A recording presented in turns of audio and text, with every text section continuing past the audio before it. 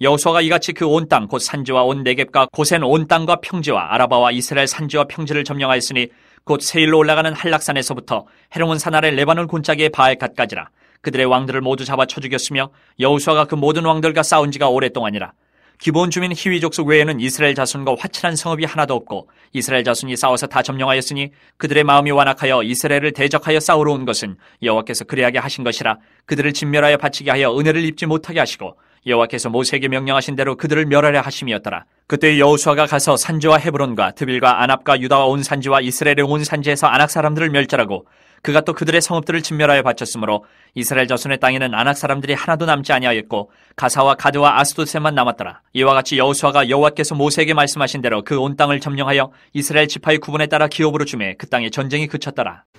오늘은 여호수아 15번째 시간, 그 땅에 전쟁이 그쳤더라라는 그런 제목으로 함께 말씀을 나누기를 원합니다. 그 땅에 전쟁이 그쳤더라. 여러분, 전쟁을 좋아하는 사람은 아무도 없습니다. 전쟁은 모든 것을 다 황폐화시킵니다. 사람도 황폐화되고 그 땅도 황폐화되고, 우리 대한민국도 6.25라는 큰 전쟁을 겪었는데 저희들이 금요기도회 때마다 이 땅에 다시는 전쟁이 없는 평화통일이 오게 해주십시오라고 기도합니다. 이 땅에 전쟁이 없는 평화가, 또 평화통일이 오기를 축복합니다. 할렐루야. 자, 전쟁이 그쳤더라라는 그런 얘기를 오늘 23절 마지막 마무리에 하고 있습니다. 그들이 어떤 과정을 통해서 이 전쟁을 끝마쳤는가, 또 어떤 마음을 가지고 전쟁을 했기에 하나님께서 연전연승을 하게 하셨는가, 우리가 오늘 그 비결을 한번 좀 배워보려고 합니다. 먼저 우리 성경 말씀 한 구절 같이 읽어봅니다. 창세기 13장 14절 말씀입니다. 시작. 롯이 아브라함을 떠난 후에 여호와께서 아브라함에게 이르시되 너는 눈을 들어 너 있는 곳에서 북쪽과 남쪽 그리고 동쪽과 서쪽을 바라보라. 보이는 땅을 내가 너와 내 자손에게 주리니 영원히 이르리라. 아멘. 하나님께서 아브라함을 갈대아 우르 있을 때 불러내셨습니다. 너는 내가 너에게 지시할 땅으로 가라라고 얘기하면서 그 땅이 어딘지도 모르고 아브라함이 떠납니다. 그리고 와서 보니까 그 땅이 가나안 땅이었습니다. 가나안 땅. 그리고는 하나님이 이런 약속을 하십니다. 그가 그 땅을 전부 지금 차지하고 있는 상태도 아닌데, 야, 한번 눈을 들어봐라. 동서남북을 한번 다 둘러봐라. 이 땅이 너와 너의 자손의 땅이 될 것이다 라고 하나님 약속을 하십니다. 이 약속이요, 알고 보면 지금 막 준 약속이 아니에요. 얼마나 오래된 약속인가. 하나님이 아브라함에게 약속하신 가나안 땅을 주시겠다고 하신 이 시간이 오늘 여호수아가 그 땅의 전쟁이 그치는 그 시점으로 거슬러 올라가 보면 700년 전입니다. 700년. 여러분, 100년 전 일을 아십니까? 500년 전 일을 아십니까? 700년이면 까마득한 아주 오랜 옛날입니다. 까마득한 오랜 옛날. 그러나 하나님은 신실하게 그 약속을 지키는 분이신 줄 믿습니다. 하나님께서 약속하신 그 약속이 700년 뒤에 신실하게 그대로 이루어집니다.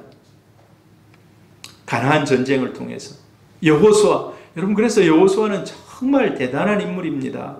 700년 전의 약속을 성취한 인물입니다. 성취한 인물. 아브라함에게 너에게 주겠다. 아브라함이 언제입니까? 언제입니까? 나는 아들도 없는데 하나님 아들 하나만 좀 있었으면 좋겠습니다. 그래, 아들하고 이삭. 그 다음 이삭이 태어나서 그 다음 야곱 다음에 요셉. 쭉쭉쭉쭉쭉 흘러내리고 흘러와서 오랜 세월 700년이죠. 700년. 700년 후에 모세를 통해서 출애굽하고 여호수아를 통해서 그 땅을 정복합니다. 여러분, 이건 정말 역사적인 사건입니다. 역사적인 사건. 이스라엘 역사에 있어서 어찌 보면 가장 큰 사건이라고 할 수가 있습니다. 가나안 전쟁, 먼저 중부, 여리고, 아이, 기브온, 이 지역들이 중부 지역이거든요. 중부 지역을 치고 밑에 5개 왕들이 연합해 있는 그 지역을 공격하고, 그 다음에 그 땅을 빼앗고, 그 다음에 북쪽으로 올라가서 북쪽의 전쟁에서 그 땅들을 취합니다. 같이 한번 읽어봅니다. 여호수아가 이같이 그 온 땅, 곧 산지와 온 네겝과 고센 온 땅과 평지와 아라바와 이스라엘 산지와 평지를 점령하였으니, 여기 보니까요, 그 온 땅, 그 가나안 전체를 얘기합니다. 그 가나안 전체를 전쟁에서 그 땅을 빼앗았다는 것입니다. 남쪽으로부터는 네게부는 남쪽 제일 밑에 사막 쪽을 얘기합니다. 거기는 사막이에요. 사람도 잘 살지 않는, 비도 오지 않는. 그리고 저 북쪽은 레바논에는 여러분 숲이 우거져 있습니다. 물도 엄청, 갈릴리 저 위에 북쪽이거든요. 거기는 정말 비도 많이 오는 지역이고 숲풀도 우거진 그런 지역입니다. 그 땅을, 그 온 땅을 다 취하였다라고 얘기하고 있습니다. 근데 오늘 여기 성경에 보니까 그 땅 백성들을 하나님이 심판하셨다는 거예요. 심판. 그 땅에 원래 살고 있는 원주민들을 심판하셨다. 아브라함에게 하나님이 이렇게 얘기합니다. 내가 그 땅을 지금 당장 주지 않는 것은 거기 살고 있는 7족 속에 죄악이 아직 관영하지 않았다. 그 땅에 가득 차지 않았다. 근데 이제 그 땅에 죄가 가득 찼기 때문에 하나님 그 땅을 심판하신다. 그 기간이 700년이 걸려요. 700년. 여러분, 하나님 오늘도 이 땅을 심판하시기를 원하지만 하나님이 참으십니다.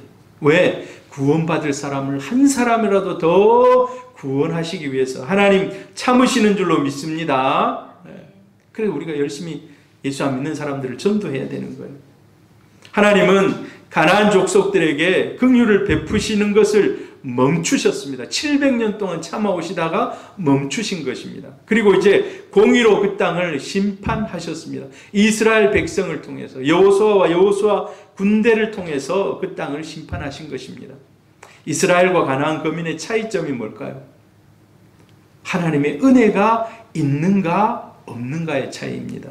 이스라엘에게는 하나님의 은혜가 가득해서 승리하신 반면에 가나안 백성들은 더욱더 완악해져서 결국 멸망의 길을 걷게 됩니다. 여기 성경에 우리가 읽었는데요. 그들의 마음을 계속 완악하게 하셨다.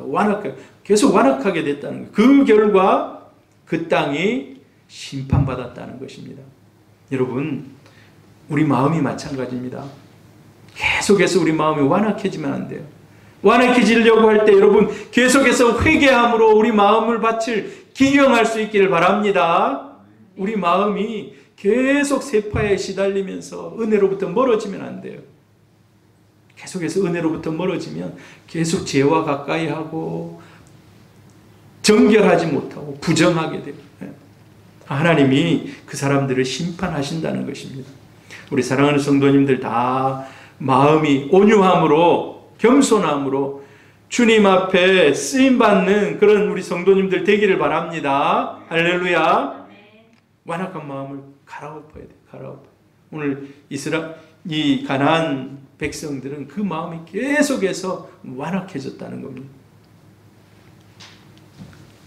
23절을 같이 한번 23절. 이와 같이 여호수아가 여호와께서 모세에게 말씀하신 대로 그 온 땅을 점령하여 이스라엘 지파의 구분에 따라 기업으로 주매 그 땅에 전쟁이 그쳤더라. 그 땅에 전쟁이 그쳤더라. 전쟁이 그쳤다라는 말이 나옵니다. 여러분 얼마나 기쁜 일입니까? 이제 전쟁 끝. 전쟁 끝. 참 어찌 보면 기쁜 일입니다. 이 전쟁이 끝났다는 것은요. 바로 이런 상태입니다. 우리가 6.25 전쟁을 했습니다.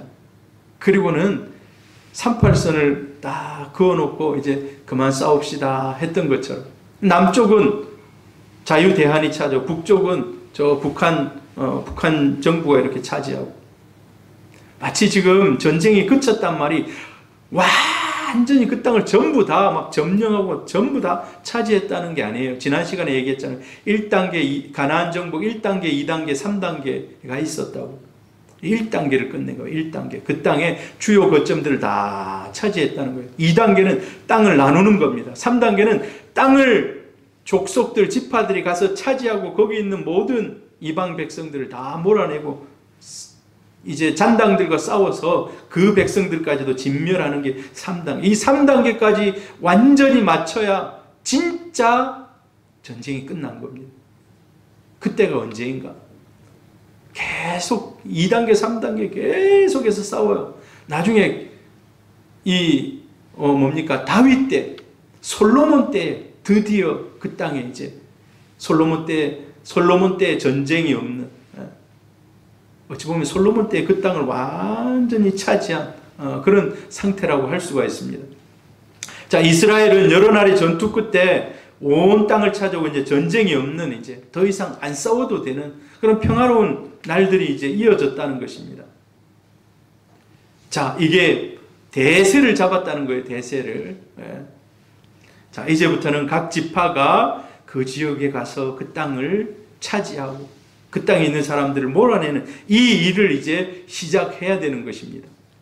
이제 우리가 앞으로 읽을 이제 여호수아 뒷부분이 이제 이러한 일들이 이제 진행이 되는 것입니다.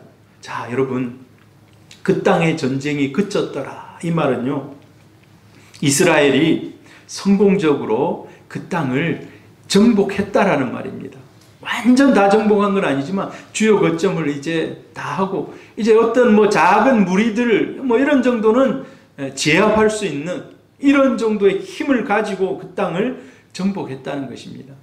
하나님이 아브라함에게 약속하신 내가 그 땅을 너에게 주리라 라는 약속이 드디어 이루어졌다는 것입니다. 할렐루야.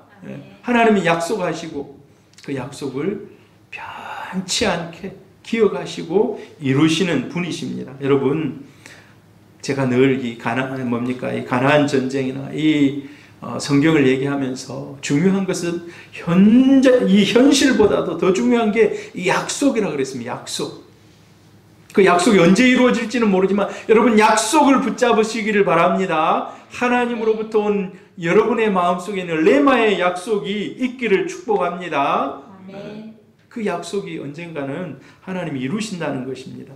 자, 그래서 우리 여호수아 전쟁이 연전연승하면서 승리했는데, 자, 이 여호수아의 전체 전쟁을 통해서, 이 정복을 통해서 우리에게 주는 교훈들이 있습니다. 어떤 교훈을 우리에게 주십니까? 첫 번째, 하나님만 의지하라는 것입니다. 하나님만 의지하라. 여러분, 하나님이 복 주고 싶어 하는 사람이 있어요. 복 주고 싶어 하는 사람. 하나님을 의지하는 사람을 하나님은 세우시고 복을 주시기를 원하십니다. 여러분, 하나님을 의지하시기를 바랍니다. 내 힘, 내가 가진 것, 이거 바라보고 가는 사람은 하나님 도와주지 않습니다. 그러나 하나님이 도와주십시오. 하나님이 도와주십시오.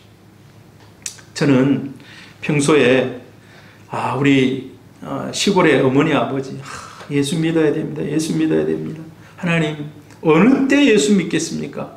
목사가 됐어도 예수를 안 믿었어요. 그래서 참 금요기도에 앞정교에서 금요기도할 때 다 어머니 아버지를 생각하면 눈물이 나는 거예요. 제가 이번에 설에 시골에 내려가서 어제 설날은 떡국을 먹잖아요. 설날 떡국을 먹는데 우리 어머니가 올해는 아들아 대복을 받아야 된다. 여러분, 대복 아십니까? 어머니의 생각이 대복을 받아야 된다는 거예요. 그래서 평소에 이만큼 평소에 먹어본 그릇이 아닌 큰 그릇에다가 떡국을 아무튼 평소에 한 3배는 담아주는 거예요. 근데 제가 그거를 그냥 다 먹었는데 허겁지겁, 저는 원래 국물을 좋아하는데 건더기를 너무 많이 먹었어요. 그래 바로 얹혔습니다. 바로 얹혀가지고 토를 하고 제가 어제 이 부산에 올라오고 그랬거든요. 머리가 도저히 아파가지고 올 수가 없는 거예요. 그래 누워 있었어요. 멍하니 구토를 하고 이제 누워 있었어요. 구토를 하고 누워 있는데 우리 어머니가 오시더니 내가 기도해 줄게. 저희 어머니가 저를 위해서 기도하는 겁니다. 하나님, 우리는 힘이 없습니다. 하나님만 의지합니다. 하나님만 의지하면, 하나님만 의지하면 예수님 보혈로 낫게 해주세요. 피 묻은 예수의 피로 낫게. 와, 저희 어머니가 저를 위해서 제 손목을 잡고 손을 따주시면서 기도를 하는 거예요. 근데 예수의 보혈하는 그 순간에 제 마음에 섬뜩한 뭔가가 확 지나가는 거예요. 야, 우리 어머니가 나를 위해서 예수의 피를 의지하면서 기도를 하고 있다는 이 사실에 정말 눈물이 나오려 하더라고요. 야, 어머니가 나를 위해서, 저는 믿음이 별로 없는 줄 알았는데 저희 어머니가 교회를 다니고 막 이러면서 설날 제가 어머니에게 용돈을 드리는데 우리 어머니가 저에게 용돈을 줘요. 그러면서 사랑하는 아들 해가지고 글자를 탁 써가지고, 아무튼 막 이렇게 글자를 써가지고 저희 어머니 글자를 나중에 늦게 깨우쳤습니다. 근데 얼마나 정자로 이쁘게 잘 쓰는지 또박또박 한 글자 한 글자 그러면서 또 하나 봉투를 주는 거예요. 야, 이거는 네가 꼭 받아야 된다. 이게 무슨 돈입니까? 어머니가 다니는 교회 목사님이 이제 우리 어머니 집에 와가지고 아무튼 설 잘 보내십시오 하고 인사하고 가면서 용돈을 주더라는 거예요. 봉투 2개를 아버지 어머니 봉투를 주시더라는 거예요. 이야, 그 목사님 참 멋있다는 생각이 들어요. 아, 나도 우리 어르신들에게 그렇게 해보지 못했는데 근데 그걸 아들아 네가 이거 가져라 하면서 주는 거예요. 얼마나 너무나 감사한지. 여러분, 그렇습니다. 하나님을 의지해야 우리 인생 성공합니다. 할렐루야. 하나님을 의지해. 예. 여러분, 사도 바울 보세요. 사도 바울 얼마나 능력이 많은 사람입니까? 그림자만 밟아도 그냥 병이 나을 정도로 영적인 권세와 권능이 있는 사람 아닙니까? 그런데 그에게 육신의 가시가 있었습니다. 그래서 그가 간절히 기도해요. 하나님, 이 육신의 가시가 나에게서 떠나가게 해 주십시오. 이 육신의 가시 때문에 내가 일을 할 수 없습니다. 간절히 3번 기도했다 그래요. 근데 하나님이 바울, 이제 그거 그만 기도해라. 그만 기도해라. 내 은혜가 내게 족하다. 여러분, 왜 그랬어요? 성경에 분명히 얘기합니다. 바울이 자고하지 않도록, 교만해지지 않도록 하기 위해서. 교만해지지 않도록. 여러분, 때로는 우리는 원하는 것이 채워지지 않아서 힘들게 느껴질 때가 있습니다. 그러나 사실은요, 아직까지 2% 부족하고 3% 부족하고 10% 부족한 그게 은혜라는 거예요, 때로는. 왜? 그것 때문에 내 교만을 내려놓을 수 있기 때문에, 그것 때문에 하나님께 매달릴 수 있기 때문에. 우리 새소망교회도 뭔가가 좀 부족한 게 있다면 하나님이 그것 때문에 더 겸손하라고. 여러분 마찬가지입니다. 저와 여러분, 하나님 앞에 아직도 이루어지지 않는, 생각하면 내 가시인 그것, 하나님이 주시는 복인 줄 알고 오히려 더 하나님을 더 의지할 수 있기를 바랍니다. 할렐루야. 지난주에도 얘기했습니다. 네가 메론 물가에서 많은 적들을 싸워서 적들을 취할 것이다. 그런데 적들이 가지고 있는 힘줄을 끊어버려라.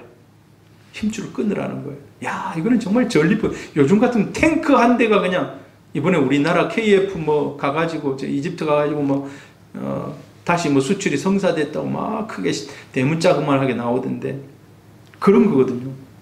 근데 힘줄을 끊어버려. 이걸 의지하지 말라는 거예요. 더 이상 전쟁에 쓸 수 없는 그런 말이라는 거예요. 왜 그렇습니까? 하나님이 친히 그들의 말과 병기가 되어 주신다는 것입니다. 여러분, 신앙생활에 하나님보다, 말씀보다 더 의지하고 신뢰하는 것들이 있다면 이 시간 그것이 무엇인지 여러분 한번 돌아보시길 바랍니다. 그리고 내려놓고 하나님 의지하는 우리 성도님들 되기를 바랍니다. 할렐루야. 하나님을 대적하여 일어나는 무리들은 언제나 숫자를 가지고 우리를 넘어뜨리려 합니다. 막 숫자를 가지고 우리를 막 공격해와요. 숫자, 수. 항상 우리보다 그 더 큰 수를 가지고 우리를 길을 죽입니다. 여러분, 그런데 하나님이 함께 하시는 싸움에서는요, 숫자가 의미가 없다는 겁니다.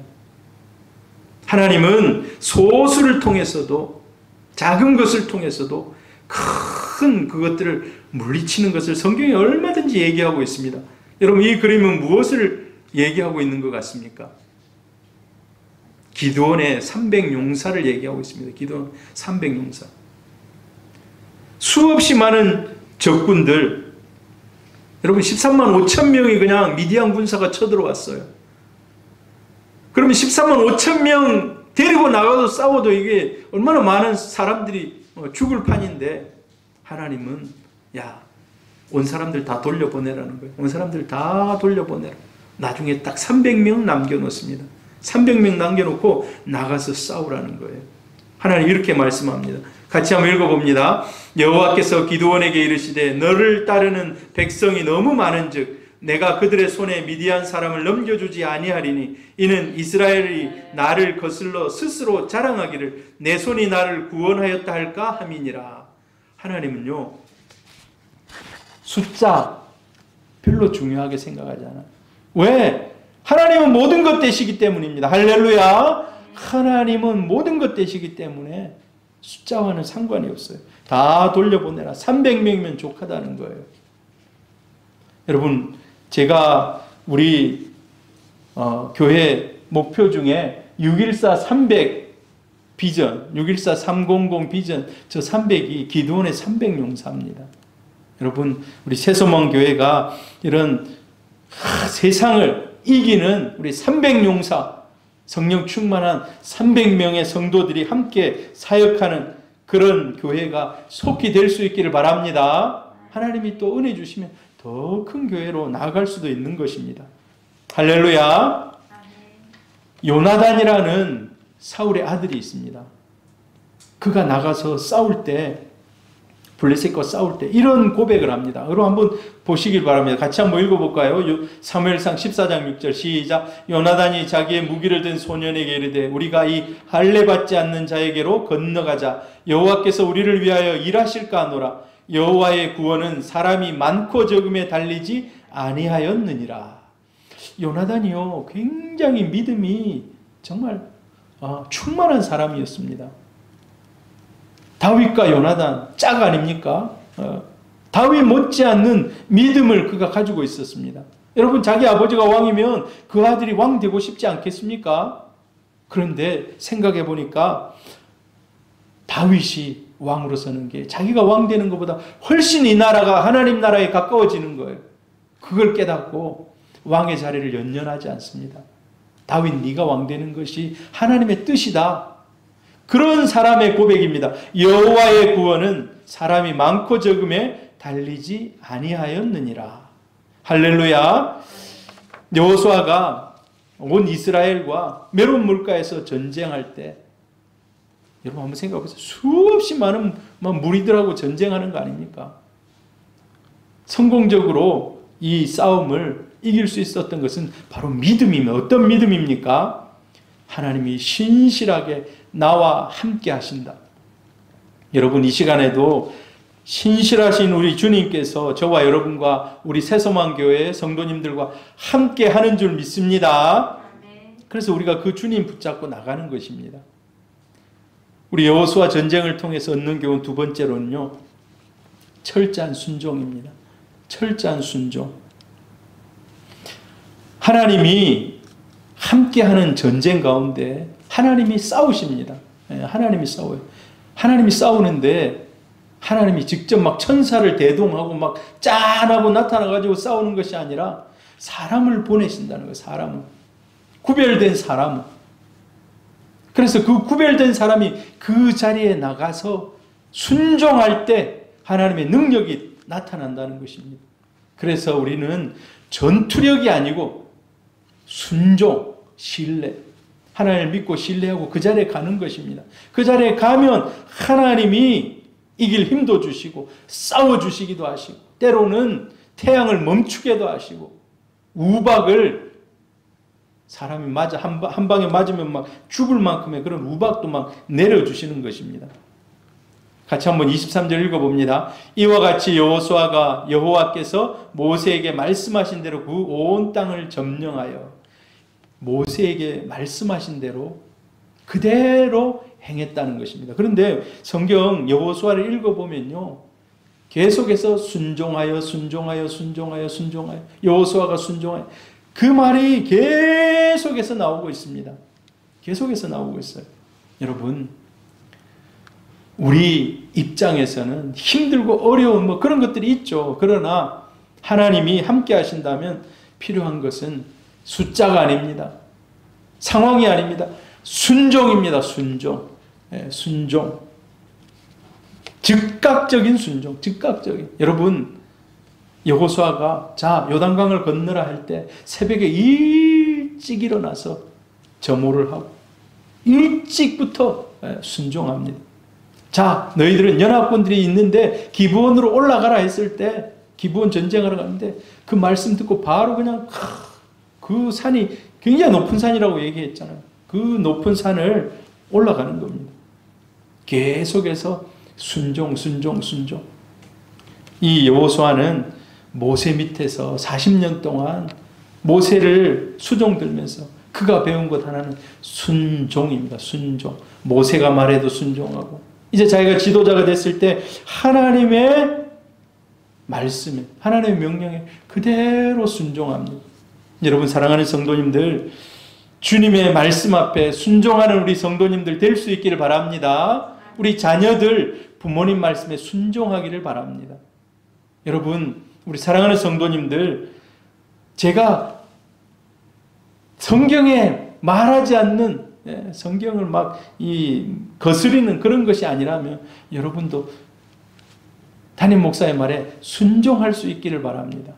하나님이 권위를 주시고 하나님이 함께 하시는 것들 위에는 하나님이 순종할 때 복을 내려주시는 줄로 믿습니다. 하나님 복을 주신다는 겁니다. 순종하는 결과. 자, 신명기 28장은 축복장이라고 해요. 축복과 저주의 장입니다.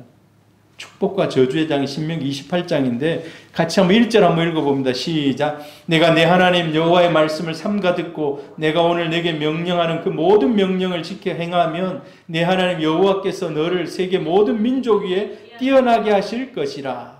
저기 보면 내가 오늘 내게 명령하는 그의 모든 명령을 지켜 행하면, 다른 말로 순종하면 하나님이 신명기 28장에 기록된 복을 주시겠다는 겁니다.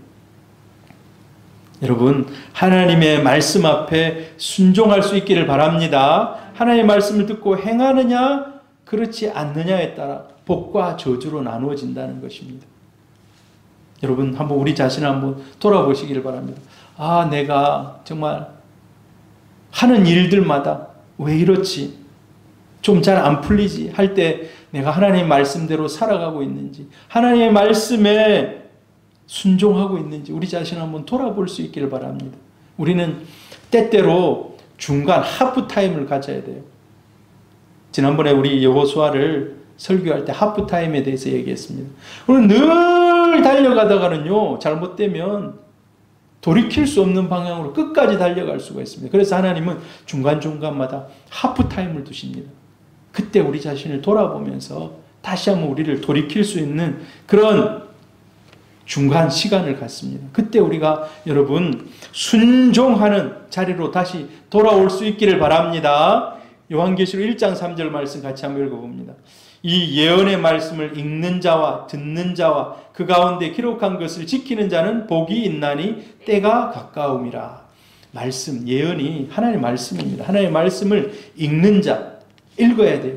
듣는 자, 들어야 돼요. 여러분 지금 설교를 듣고 있습니다. 말씀을 듣고 있습니다. 또한 그 가운데 기록한 것을 지키는 자가 복이 있다고. 지키는 자. 읽고 듣고 지키는 이 삼박자가 저와 여러분에게 잘 조화롭게 이루어지기를 축복합니다. 할렐루야. 자, 세 번째로는요, 장점을 이용하라. 장점을 이용하라. 여호수아가 장점을 이용했다. 하나님은 하나님의 사람들을 사용하실 때 그 사람의 장점을 사용하십니다. 이건 뭔 말입니까? 하나님이 갑자기 엉뚱한 거 시키지 않는다는 거예요. 평소에 하고 있는 거. 여러분, 모세를 부르실 때, 야 모세야, 내가 너에게 이제 출애굽시키기 위해서 애굽으로 너를 보낼 것이다. 하나님, 저는 힘이 없는데요. 전혀 말도 잘 못하는데요. 야 모세야, 네가 손에 가지고 있는 것이 무엇이냐? 지팡이인데요. 자, 그 지팡이를 집어라. 이제 그 지팡이는 앞으로 너의 능력의 지팡이가 될 것이다. 네가 그걸 가르치면 능력이 나타날 것이고 한번 집어 던져봐라. 뱀이 되고 막 이런 일들이 막 일어나지 않습니까? 하나님은 우리 장점을 사용하신다는 거예요. 여호수아는 사실 전쟁을 안 해본 그런 사람들입니다. 전쟁을 많이 안 해본 사람들이에요. 그런데 이 여호수아의 전쟁을 보면 다 전부 다는 아닙니다만 거의 기습작전이 기습작전. 기습이 뭡니까 여러분?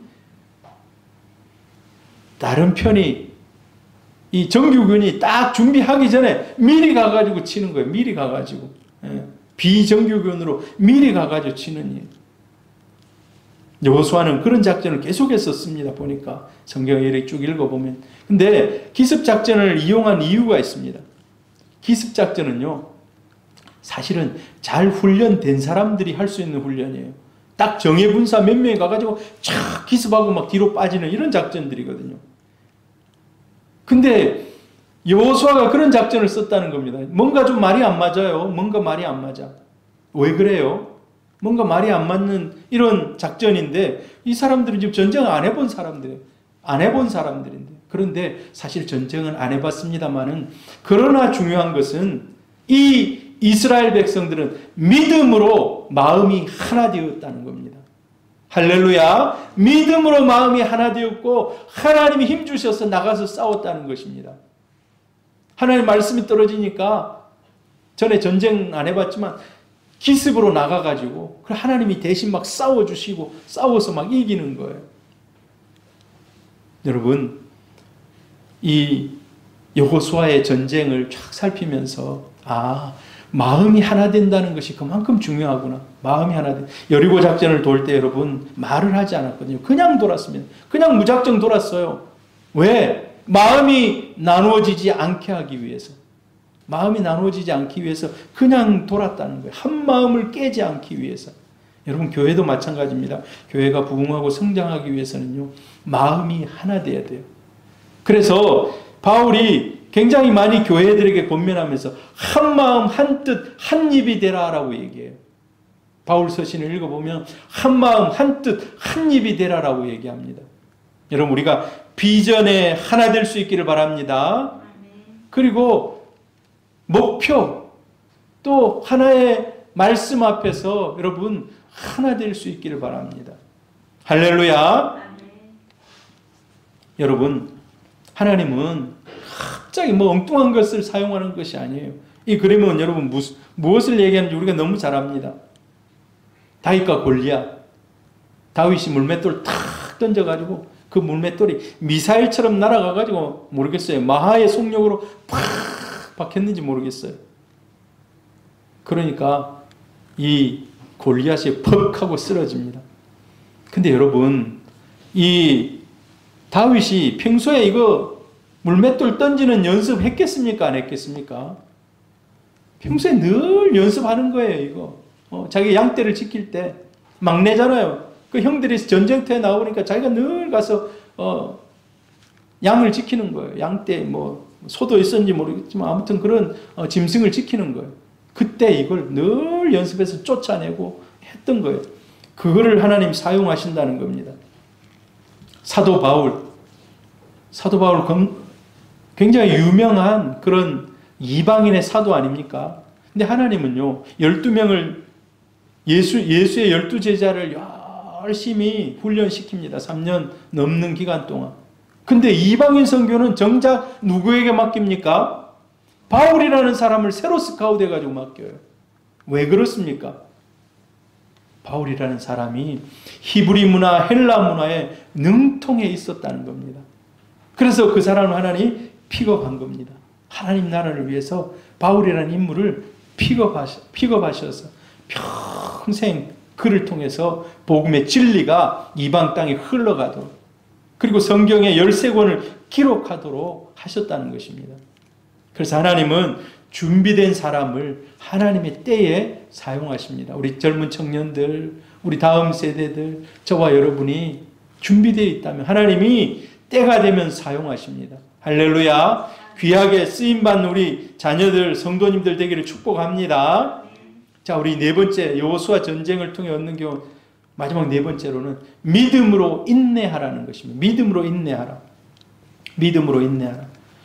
여호수아가 오늘 전쟁한 것을요, 짧게 기록하고 있어요. 짧게.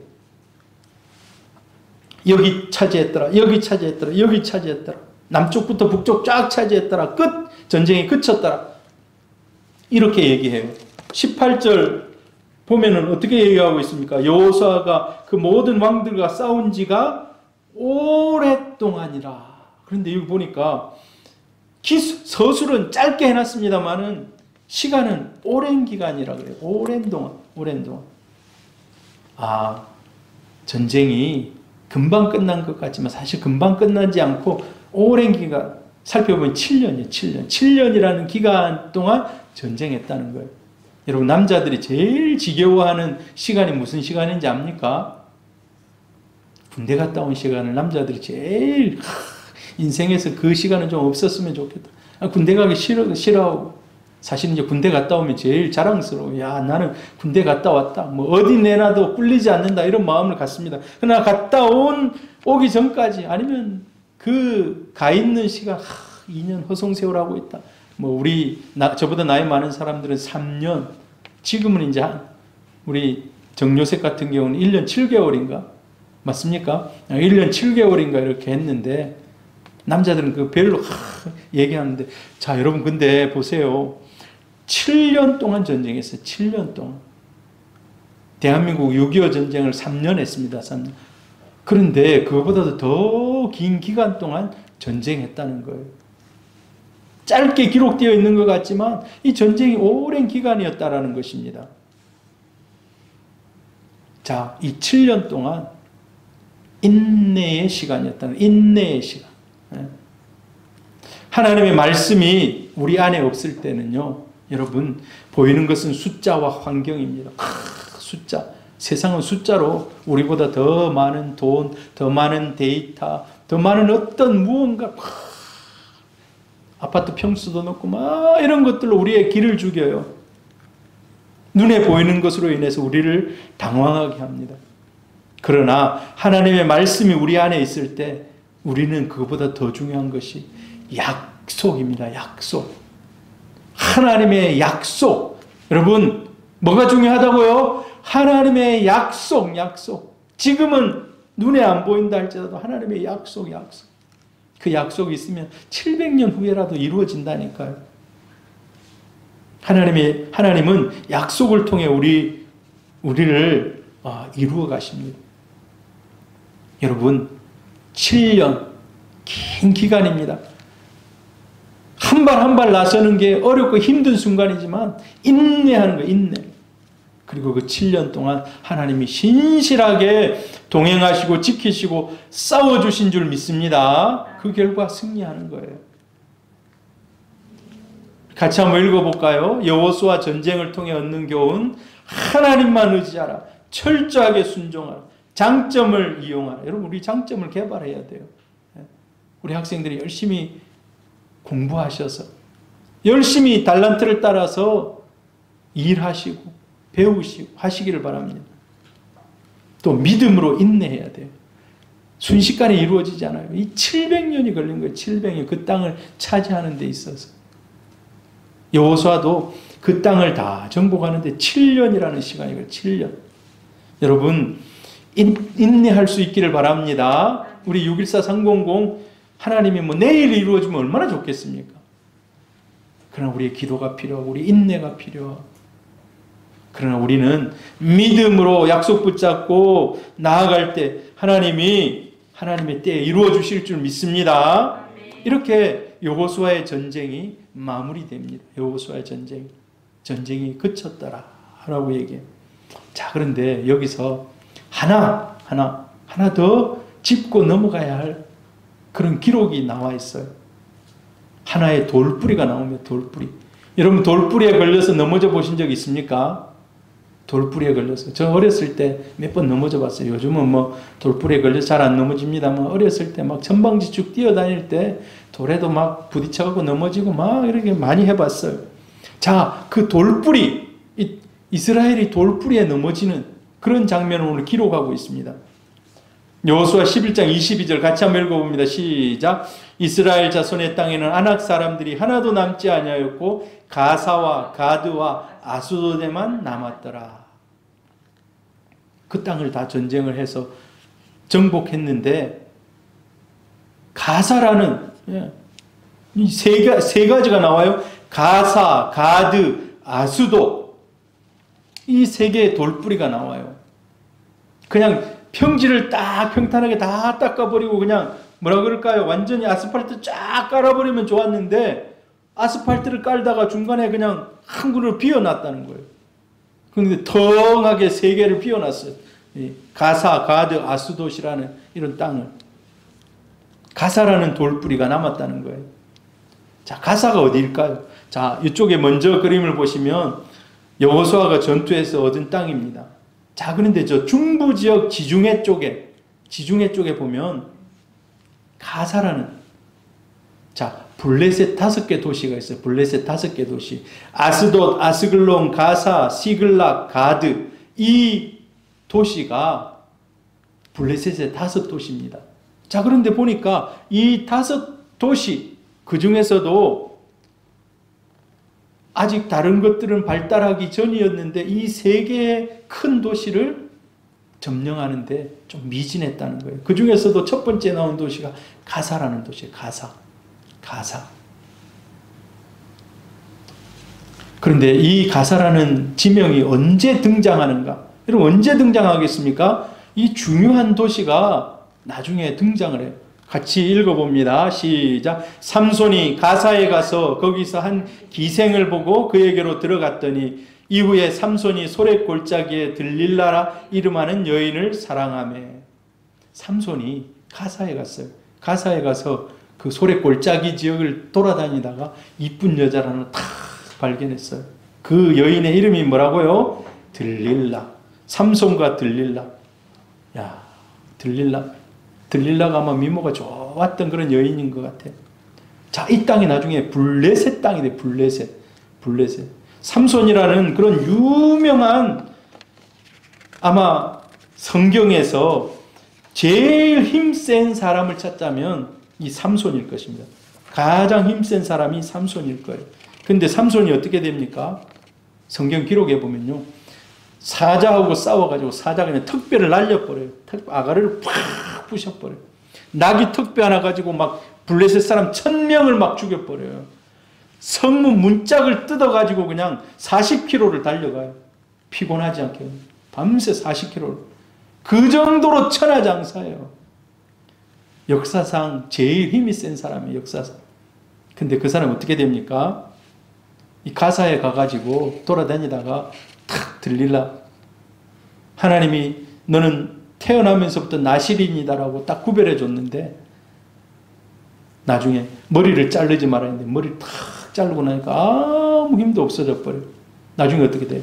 두 눈이 뽑히고 맷돌 가는 거예요. 맷돌. 앞도 잘 안 보이고 힘도 다 잃어버리고 맷돌 가는 거예요.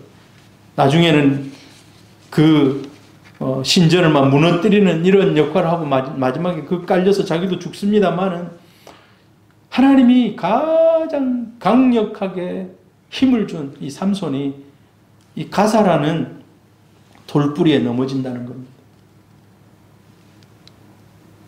가드라는 돌뿌리도 있어요. 가드.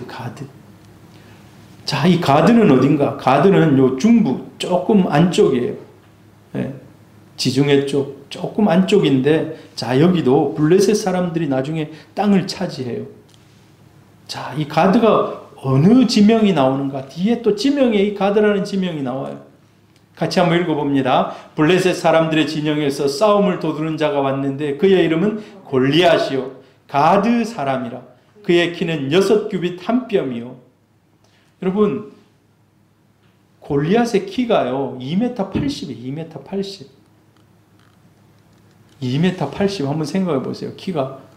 희국이가 목사님은 왜 키가 작습니까? 내보고 맨날 도현이하고 도현이가 더 큽니다라고 막 그러는데 2m 80인 거예요. 2m 80.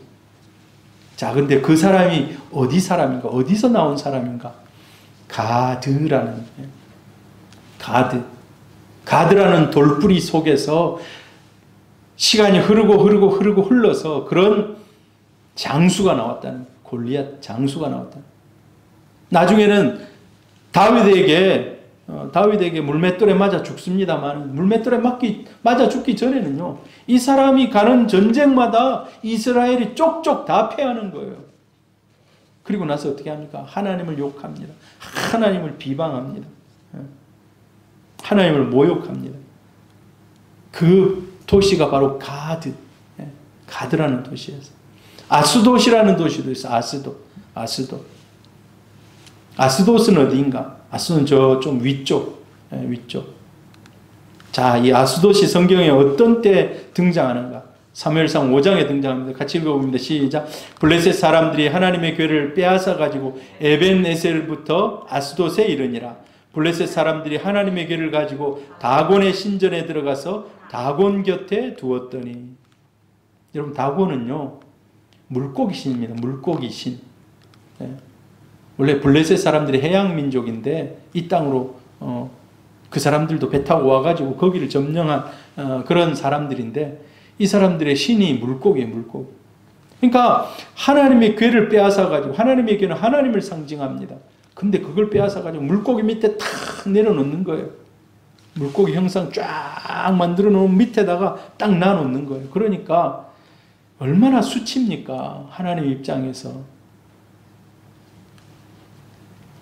나중에는 이 다곤 신이 자고 나니까 막 다 부러지고 부서지고 막 다 이렇게 내동댕이 쳐지는 그런 일들이 일어납니다만은, 하나님의 궤를 그 이방 신 밑에다가 다 갖다 놨다는 그게 얼마나 큰 수치인지 모릅니다. 여러분, 블레셋과 전쟁에서 이런 치욕스러운 일들이 일어났다는 것입니다.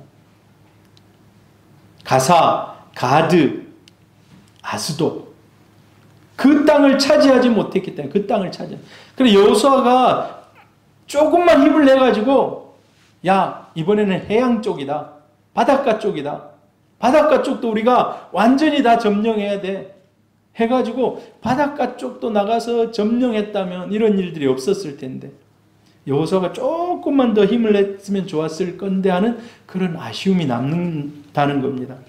그래서 그 아쉬움으로 오늘 여기 성경에 22장 22절에 그 이름들을 남겨두었다는 것입니다. 여러분, 우리가 하나님 앞에 우리의 이름들이 기억될 때 그런 아쉬움이 남지 않기를 축복합니다. 야, 성경에 보면요, 욥이라는 인물이 나와요. 욥기 1장에 보면 사단이, 야, 너 내 종 욥을 봤느냐? 한번 욥에 가서 한번 네 욥을 한번 살펴봐라. 이 말은요, 욥에게는 이런 흠이 없었다는 거예요. 그런데 여호수아는 힘써 일하고 막 7년 동안 힘써 전쟁했습니다만은 마지막에 이 세 지역을 남겨두었기 때문에 하나님의 이름이 모욕을 당하고, 하나님이 세운 역사상 가장 힘이 센 사사가 수치를 당하고, 하나님의 궤가 전리품이 되는 이런 일들이 일어났다는 것입니다. 여러분, 우리 자신을 한번 돌아보시기를 바랍니다. 우리에게는 작은 게으름이 없는지, 우리에게는 작은 안일함이 없는지. 우리 한나가 그러더라고요. 아빠는 왜 우리 코로나가 발생했으면 전부 다 연락해가지고 빨리 검사받으라고 해야지 왜 적극적으로 대처를 안 하냐고. 제가 좀 마음이 찔렸어요. 그래서 아까 내려오기 전에 우리 다른 분들에게 막 연락하고, 안 받으신 분들한테 연락하고 이렇게 했습니다만은, 여러분, 우리의 작은 안일함이, 작은 게으름이, 작은 부정직함이 나를 넘어뜨리는, 하나님의 영광을 가릴 수 있다는 것입니다. 그 땅을 다 차지했더라 얼마나 좋습니까? 전쟁이 그쳤더라 얼마나 좋습니까? 그러나 작은 오점이 그 가운데 남아 있었다는 것을 얘기하고 있는 것입니다. 여러분, 저와 여러분이 하나님 앞에서 흠없는 모습으로 설 수 있기를 바랍니다. 그러기 위해서 우리가 회개하고 내 자신을 돌아보고 잘못한 것이 있으면 하나님 앞에 내 자신을 돌아보면서 돌이키는 그런 우리 성도님들 될 수 있기를 바랍니다. 조금 더 진지하게, 조금 더 철저하게 하나님의 말씀에 순종하고 하나님 뜻을 이루는 우리 성도님들 되기를 축복합니다. 다시 한번 읽어보고 마무리하겠습니다. 여호수아 전쟁을 통해 얻는 교훈 1. 하나님만 의지하라. 둘째, 철저하게 순종해라. 셋째, 장점을 이용해라. 장점을 개발하라는 거예요. 네 번째, 믿음으로 인내하라. 그리고 여기 적혀 있지 않지만 작은 돌뿌리도 조심하라는 거예요. 작은 돌뿌리도 그것을 잘 정리하라는 거예요. 그리 않으면 다른 사람이 그 돌뿌리에 넘어져서 나중에 큰 화를 당할 수 있다는 겁니다. 할렐루야. 우리 사랑하는 성도님들, 코로나가 2만 명이 되고 그런 시대에 그런 시대를 우리가 보내고 있습니다. 여러분들, 하나님이 저와 여러분을 잘 지켜주시기를 축복합니다.